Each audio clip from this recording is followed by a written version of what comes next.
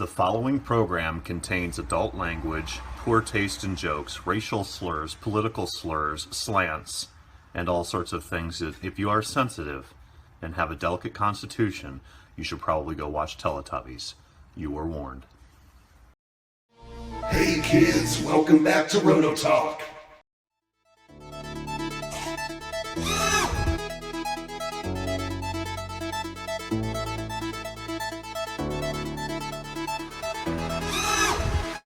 Kids, welcome back to another exciting video. Not. Anyway, we're going to finish up this thing mostly today. There might be a couple little... We're going to do the radio box tomorrow. We're going to put the radio box in tonight, but we're going to do the electronics tomorrow and the setup. So what I did to kind of speed this along, because it's kind of a boring... I look at it as boring, and I know it's because I built a lot of boats. That's fine. But you guys have seen me do rudder setups, strut setups on crackers and whatever, and this is pretty much the same principle. So I went ahead and pre-drilled all the holes and did that stuff. We did get our engine, I got my engine bolts in, we got this all situated, it's permanently mounted. I did zip strip the rear into the silicone there. Clutch is all working fancy. Now, which is interesting, I did a clutch video yesterday, I think, and I got a few comments on it. And I'm not an authority by any stretch on clutches. I've owned... My Rockstar had a clutch, which I took out, but I ran it with a clutch for a while. It was fun. And maybe one or two other boats. And this clutch I had laying around. This clutch is like 5 years old. Was barely ever used. So I thought, let's throw it in here. It's just something different on the channel. We don't see clutches very often. And I had one guy comment and say to me, he goes, hey, if you're not racing and you're just a sport boater, a clutch makes it easier and much more enjoyable. I do not disagree with that. I totally agree with that. Now, if you're... I just don't disagree with that. I'm not saying clutches are bad. I've never said clutches are bad. It's just not my thing, because I have no problem launching most of my boats. My... Blazer Marine Backlash hydros are a little tricky, but you'd never put a clutch in a hydroplane anyway. I don't know why you would anyhow. And Skiffs are very tricky because there's no good place to grab them and they're so big, you know. So I agree. Sorry, brother, I don't remember your go ahead and shout out to you. I don't remember your name, but he said, if you're just running on like a JJ Lake, or you're just running sport, you're not racing, clutch is the way to go. And I don't disagree. If that's your flavor, rock on. I wasn't dissing him. So I agree with you, brother. And I had another guy say, he was, I had showed the spring shoe clutch, two-piece clutch versus a one-piece clutch, one-piece meaning machine, which is the one that's in this machine here. And he made his comments, which were valid, about, spring clutches are better. And I would tend to agree. To be quite honest, I've like I said, I'm not a clutch authority. I've built hundreds of boats, but I've never run tons of clutches. He said the clutch ones are much better. I know in cars they're great, but one of the things this guy said was, when you get that one-piece clutch, which is what this is, wet, and you'll see what I mean about how they suck versus the ones that are two-piece spring. And from a physics standpoint, I don't really see that being an issue, but I'm not saying it's not either. He probably knows way more about than I do, because I noticed on his channel he's got a lot of boats with clutches. So one of the things we're going to do when we made in this boat, we're going to take it around and bring it in, and I'm going to pour water over the clutch and take off again. And I want to see what it does, because I could be totally... he might be totally right. I just want to prove it to... the viewers, anybody that knows more than I do about it, which doesn't take much, obviously. So, what we're going to do today, we'll put in the fuel system real quick. That's easy enough. We're going to, like I said, the engine is permanently mounted in the sense of permanency. We're going to put in our drive shaft. We might even do that first. Well, we got to do the strut first. With this particular boat, the strut height that they recommend to start out with in the manual, because like I said, the manual's like 50 pictures long and there's like a paragraph of writing, so you better be good at like putting Legos together if you buy this kit. And like I said, good kit, but tricky sometimes. So they said from the bottom of the boat to the center line of the strut or the prop shaft. So basically what you want to do is you want to take your shaft tube and measure, you know, or not your shaft tube, hang on. Let's just say take this, okay? And I actually marked it right there.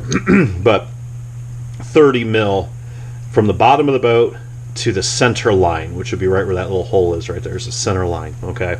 So what I do usually is I will, this is everything going in this boat's used. None of this is new gear except for the exhaust silicone. That's about it. This is off of an old cracker. And I check the bushing. Bushing's good, fitment's good, and everything else. But what I'll do is I'll usually mount, I'll set the strut up for nominal, all right, so in the middle. And then I will drill it in and set everything at what they describe to do. And in this case, it's 30 mil from the bottom of the boat. Let's just say the bottom of the boat's right here. And because, you know, you hold it up to it, you measure, obviously. And then to the center line, it's going to be 30 mil in this case, which I love because I'm a metric guy. So they said 30 mil in the manual. I'm like, bam, perfect. Not like 1.2 inches, whatever. So, so I did pre-drill these. And I'm not going to go ahead and walk through all that. Come on, guys. You're drilling holes. Basically, all I do is I find that center line. You want to find the center, okay, of your ride surface. Now, that's not this to this. That's this to this, okay? I find the center, which was about right there. And then what I'll do is I'll line this up to center as best I can. And I just spark one of the holes in there. I don't actually drill all the way through. I just nick the paint, if you will. Then I take this off. You know, I'm holding it up there. I drill through. I put the screw in. And then what I do is we take our angle finder. Is it still over here? Yeah. I get my angle finder. I find 0 on the bottom of the hull. And then I put it on top of this, and it should be 180 degrees. It should, you know, you're flipping it over, and I leveled that top part out, put it basically on top of the strut situation there, and get 180 degrees, and I drill the other hole. It's not rocket science. With this boat, or these styles of boat, certain crackers and skiffs, this does not apply to hydroplanes. I run a fin on my strut. There's struts without fins that look like that, and there's struts with keels. All right, I tend to run with the keel because, especially with a boat like this boat has a complete flat bottom. It has no strake, it has no keel, it has nothing. So this does help you run your straights a little bit better. And that's basically it. And then when you go to put in your second bolt, before you tighten everything down, check it again. You can check it at a 90 if you want, or check it at a 180. And before you tighten everything up, make sure it's square. Okay, so if you're 0 here, it should be 90 here or 180 here, and tighten her all up. That's it. Now, as far as rudder placement goes, you basically do the same thing. Now, I wanted my rudder to be a little bit higher. So my rudder actually, if that's where my strut's going, you can see the holes for the rudder right there. All right, and I'm going to go ahead and bolt it up. Exact same principle. Figure out where you want your rudder at. Make sure your prop isn't going to hit it. Make sure turn fins aren't going to hit it. And speaking of which, we're going to do an experiment with this boat. I'm going to try it with, not turn fins, I apologize, trim tabs. We're going to do an experiment with this boat. We're not going to put trim tabs on it. Probably a huge mistake. Shadwell, what manner of ship is this? But the way this transom is set up, I really dislike. And I realized that today.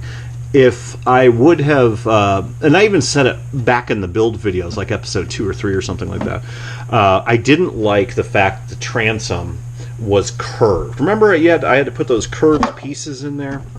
And I thought, well, this just seems like it's really over-engineered for what it is. You know, yeah, it looks cool, but I kind of had my doubts, even at that point. Well, sure as shit, here's the problem. Where I want to put my trim tabs, since the transom's curved, they piff out like this. Now, is that a problem? In my opinion, yes, because what's going to happen is, since they're not square to the world, you're going to go down like this, and these inner corners are going to hit the water first and create a weird... I mean, is it going to hurt anything?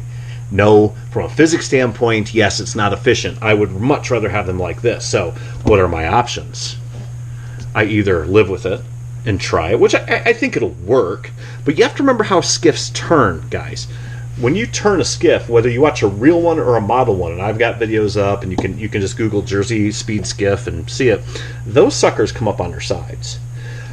So it's not the end of the world for turning, but when you're running flat, that's going to be the trick. So I'm going to attempt, just for fun, because I have never run this boat before. I'm not a newcomer to skiffs, but I am a newcomer to this skiff. So we're going to run it without them.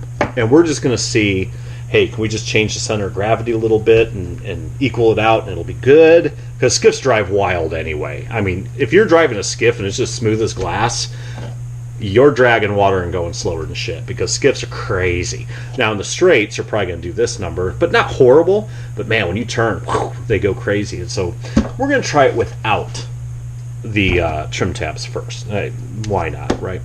And then I also drilled the holes for the water lines. Now, I did not have any. I can't believe I didn't.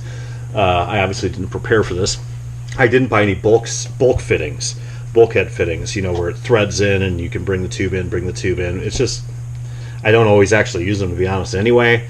I just under drill the hole, pull the tubing through. So what we're going to do, I'm going to go ahead and throw the bolts in. Fucking geese. God, I hate those things. I don't know if you guys can see them, but I don't have Simon and Garfunkel out in the water yet.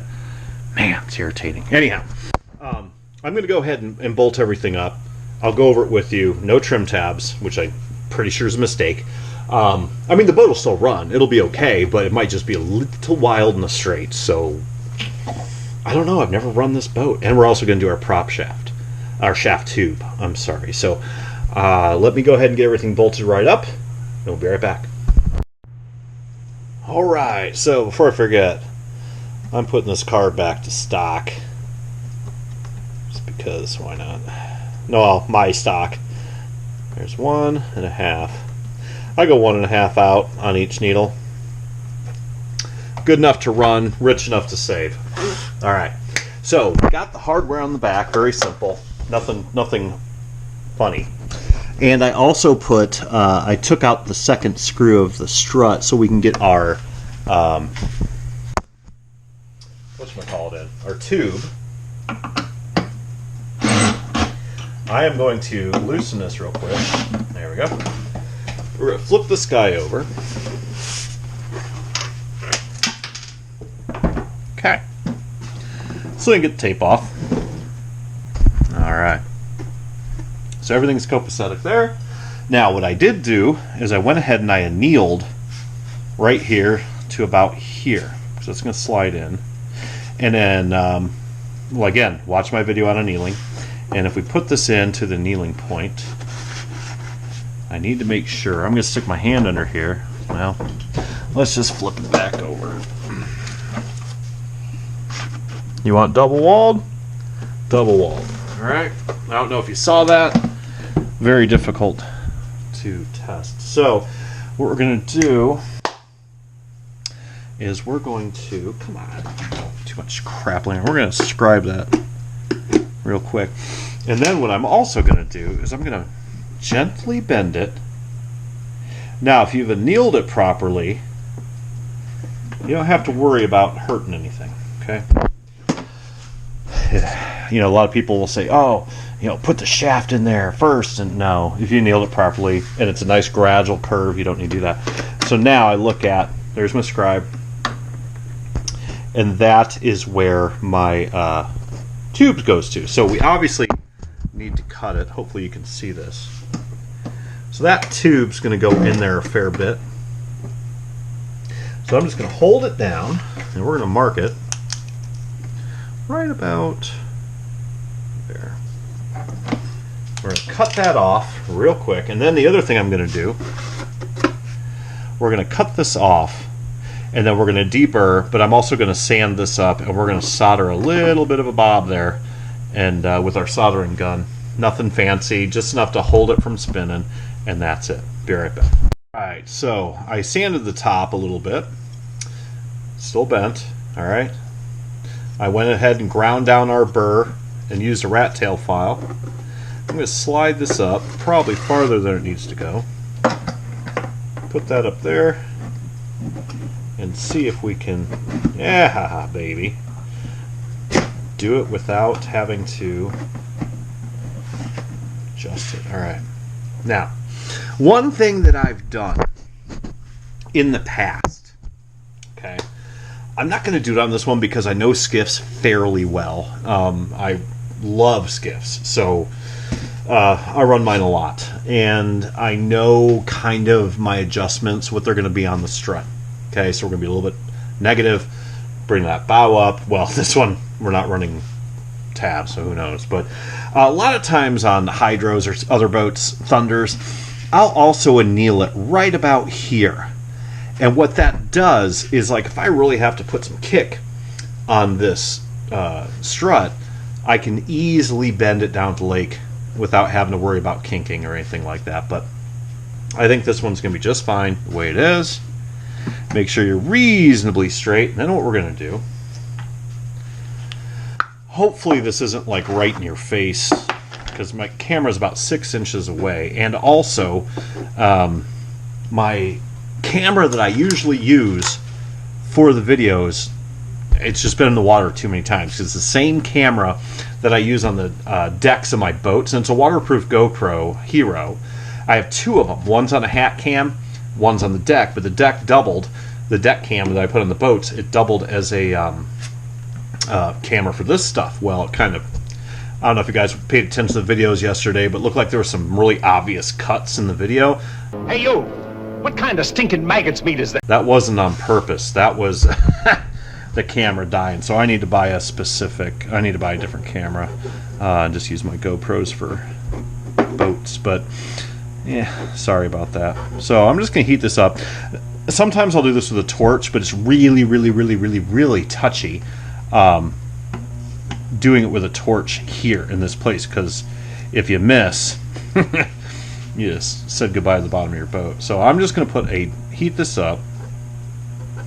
If you put a little bit of solder on there, that's flux I just brushed on. If you put a little bit of solder on here, just a little bit, it will actually help heat it up, because that solder is going to flow out and help you get mass and dissipate the heat into the copper or brass, whatever, alloy. And that's all I'm going to do, that little tiny, we'll smooth it out. Use a gun. Look at how old this is. Radio Shack. That's old. I had that when I was a little kid. Alright. I have Wellers and stuff too, but and then my soldering flux, which I don't use this for electronics very much, but when it comes to this type of stuff, works real well. And I just drill a hole in it, stick my brush in there, and done. Alright, so that's nice and solid now. Now, if you want to, you can buff that out. Is it really gonna make a difference? Nope. It's a Skiff, guys. It's not, I'm not even gonna do it. It's not the space shuttle. Okay, so that's in. Done. Okay. So now we have our nice little shaft. Everything's good. So now we're gonna move this boat up. Hopefully you can see this. I do not have to go through, I mean, I'll probably change this prop, but the shaft should work. It should reach, and it does. Actually, I don't even have to cut it. Wow. Okay, never mind. I thought I was going to have to cut it, but I don't. So, all right. Bob's your uncle. There it is. Now, like I say in all my other videos, you want about that much of a gap, about the same diameter as your cable is. That goes for electrics, that goes for gassers. So if you're running a 1/4-inch throttle, I'm sorry, a 1/4-inch cable, you want a 1/4-inch gap between the prop or the drive dog and the strut, because when you torque up, whether you're using a clutch or not, when you torque up, it's going to pull together. So think of taking a slinky, okay, and you twist it like this. It's going to get shorter, and tighter, right? And if you go this way, it's going to kind of expand. Well, since these are wound, counterclockwise, it's going to tighten up. So you want to have a little bit of gap. I think 1/4 inch is probably too much, to be quite honest. I think that's plenty. I don't think it's going to be that big of a deal. I don't think they shrink up that much, but I don't even have to cut the shaft. So I don't think. So let's just check it real quick. Okay? So I'm going to mark this. I've got it where I want it. I'm going to mark it right there. Maybe I will. Is that enough? Oh, yeah. That's a ton. So that's how much is in the collet. More than enough. That's amazing. It's funny because I pulled, like I said, all the guts out of this thing were from a cracker, and I really didn't think that that shaft was going to be working, but okay. So I have seen before turn fins on skiffs. Actually, I think only once or twice. Yeah, my 2 skiffs I think are the best skiffs out there in the sense of the people that build the hulls. I have an Insane and I have a Rico skiff. And let's face it, it's a low bar. There's not a lot of people that make them, and I've never seen a turn fin on a real skiff in my life, and mine turn amazingly fun and well.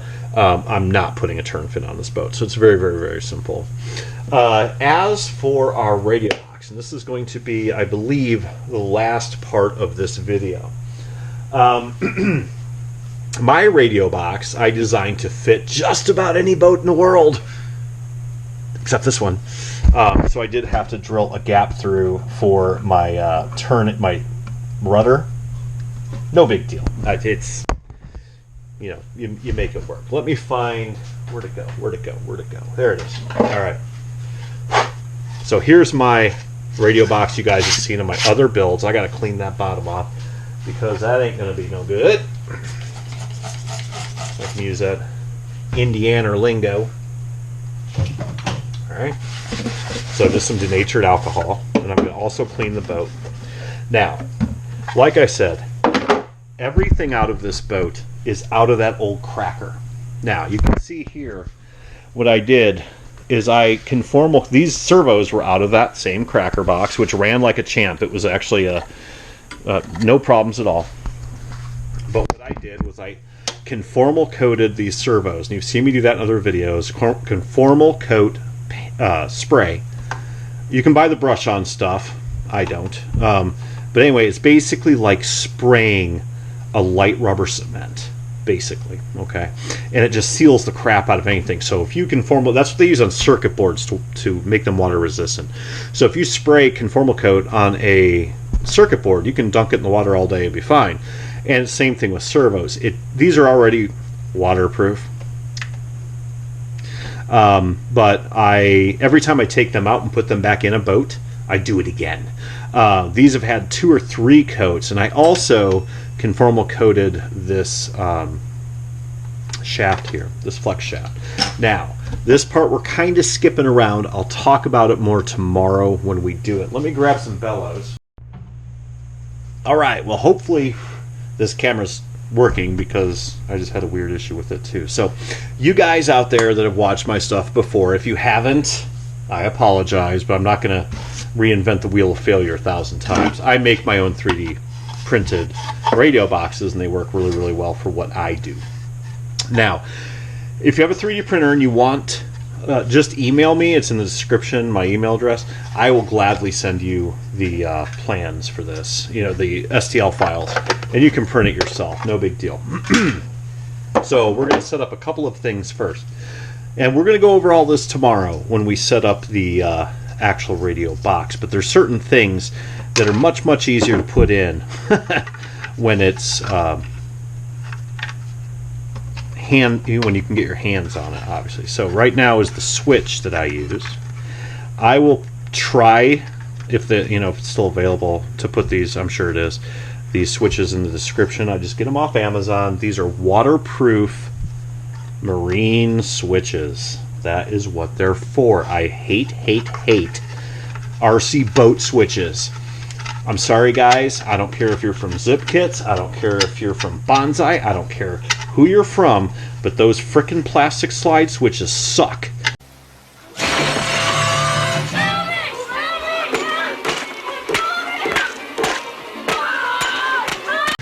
If you live in an area, well, okay, first of all, it's a boat. It's going to get water in it. The other thing with that is humidity and everything else, and I have had those things fail, and it's just such a pain in the ass. So I use true waterproof switches, and it's, you know, if you don't want to, that's fine. It's just what I do. I got that pretty tight for fingers. All right, so there's our switch. I'm going to use, and like I said, I will go over the throttle setups and rudder setups and all that stuff tomorrow, but for right now, it's much easier to put our bellows in now. So what I do with the throttle is I cut about half of this guy off. All right, no big deal. And then always, always, always put a little bit of rubbing alcohol or wash it with Dawn or whatever you need. Okay, dry it with your shirt so your wife yells at you. Get that mold release powder off there. That way when you glue these things in, you know, it's not a bad day at the zoo. So I actually do use a bellows for the cable that comes out. Okay. And it's actually, excuse me, it's actually much wiser to do this,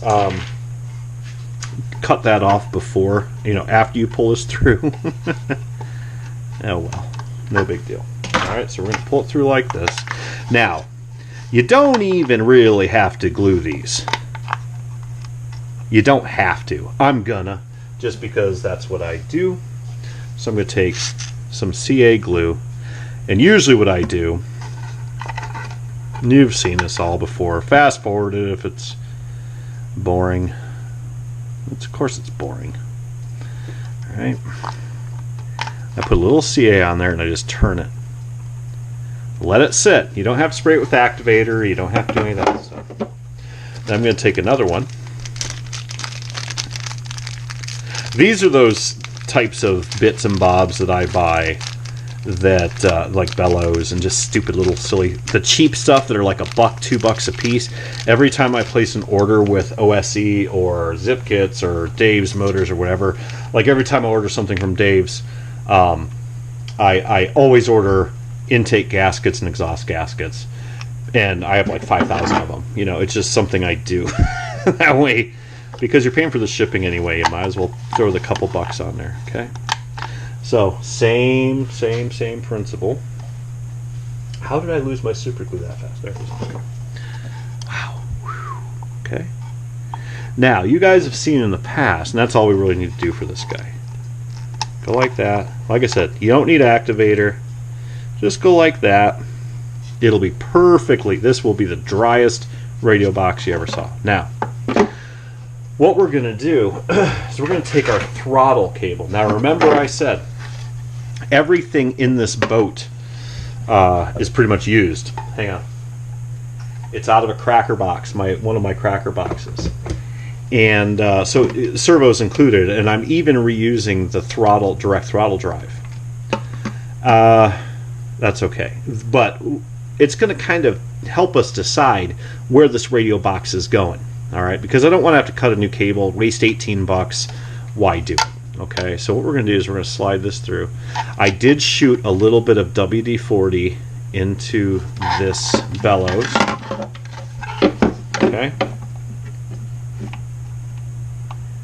Pop it through, no biggie. And we're just going to do this. You can see the WD-40 came out on me. The WD-40 isn't for lubrication. The WD-40 is just to get the damn thing through. Okay? Make sure this is reasonably clean. So, I'm going to be using a new 440 rod for my steering. So I don't care about that length. This one, I do care about. Now, do I want to do it that way? It'd be kind of neat. I had to drill a hole through there too. So I've got more than enough. But it depends where I want my center of gravity, my CG. Now, this is so light. My radio boxes weigh nothing. The batteries I use weigh, so moving it an inch forward, inch back isn't going to make a hell of a lot of difference on a boat like this. No turn fins. It's not a cracker, which even crackers aren't quite that touchy. But when you get into riggers and you get into hydroplanes, F1 type hydroplanes, it does make a big difference where your CG is. This is a little bit more forgiving. So if I put this in my throttle, in case you can't see it, it's right there. And we'll just do a little hokey thing. Okay. I can cut this. Do I want this thing that far back? Probably not. So I'm going to go ahead and cut this a little bit, not a ton. Hang on.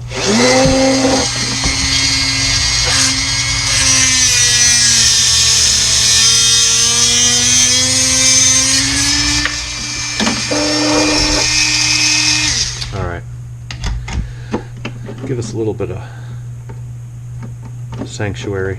Okay, that's about right. And even then, I don't know.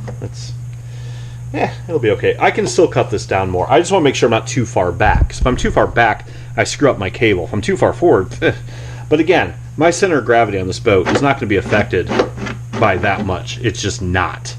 Not with this style of boat. Trust me, because you're riding on the ass anyway. I want a little bit more nose heavy. It'll be fine. So this is basically, that's the only reason I put that servo in there. I'm not clamping it down or anything like that. Then we're going to try, usually what I've told you guys in the past, what I use to hold radio boxes in. This particular kit, if you're going to buy it, you have to add on their wooden radio box kit. I don't know what it costs. It's nothing. Zip Kits just gives you one. ML Boat Works, I've only built their hydros and their riggers, so they don't have radio boxes. But anyway, so either have to buy a TFL box, a Zip Kits box, wherever you can get a radio box, or make a piece of Tupperware. Those work really, really well. My buddy and I built, in Ohio, I built him a cracker. Here's a picture of it. It was a really nice one, too. It ran like a champ. But we used a piece of Tupperware at Walmart with that big snap seal, and man, that thing worked great. Whatever. I always tell you guys how I do it is I literally use silicone, and that way it's enough to hold your radio box and it will never break away. It's got a little bit of shock absorption, but if you ever need to get it out, you can just run a scraping knife through there, putty knife, and it'll come out. I always say use a clear silicone. In this case, white, whatever. But I'm going to try this stuff. I found this at Lowe's today because I was actually out of silicone. And it's Marine Fast Cure PL Adhesive Sealant. Blah, blah, blah, blah, blah, blah, blah. Whatever. It'll be fine. It's all the same stuff for the most part. I mean, yes, you've got curing properties, but I'm done with this for today. Okay, is it clear? It doesn't look like it's clear. Let's see. Nope. It's some gooey ass, weird, creamy looking shit. Okay, that's no problem. So what we're going to do, I'm going to pop this off and real elegantly, I'm going to put some goo around here. It doesn't take much. You would be surprised. It's how tough this stuff is. Then, because here's the reason. Let me grab a weight real quick while I'm yammering. If you use epoxy, if you use epoxy and you need to get this pig out, good luck without destroying your boat. If you use, I've tried everything. If you use double-sided tape, I use that nuclear double-sided tape, works really well actually. And I think if you put about 3 strips, where is that stuff? It's the clear crap I use. This stuff. Phenomenal. If you put 3 strips of this, and it's waterproof, under your radio box and put this in with your boat, it'd probably hold. But I think it has a little bit more wiggle than you'd probably want. But maybe not. I don't know. That shit's strong, man. You could probably do it with that. But I just found silicone works really well. It just does. If you need to get it out, you can, but you have to really purposely do it. Okay? So there we go. We've got the shaft tube in. We've got the strut. We've got the rudder. We've got no trim tabs, which is probably a mistake. I'm going to try it anyway. You know what? You can always add them. It's not a big deal. We got our radio box in. Tomorrow, all we have to... Oh, we could do the fuel system, but we can do that tomorrow, too. That's real easy. You only have a couple of pieces. All right. We got the fuel. Very easy. I am thoroughly against fuel tanks. That's my own personal preference, like everything. I like bags. They're cheap, they're easy, they work absolutely perfectly if you do them right. And, anyway, we're going to go over that tomorrow too, because I'm done. And we will just let this cook for a little bit. Make sure we're evened up. Yeah, doesn't look bad. I think that'll work. And that's it. Engine's in. So we got, half an hour of work tomorrow, 40 minutes of work tomorrow, and she's ready to rock. And I also want to do that clutch test. We got to run our lines too, our water lines. That's easy, obviously. But that's it. Clutch is in. Silly little clutch. Hello, little clutch. Nothing fancy. All right. So until next time, kids, keep dry side up. Bye.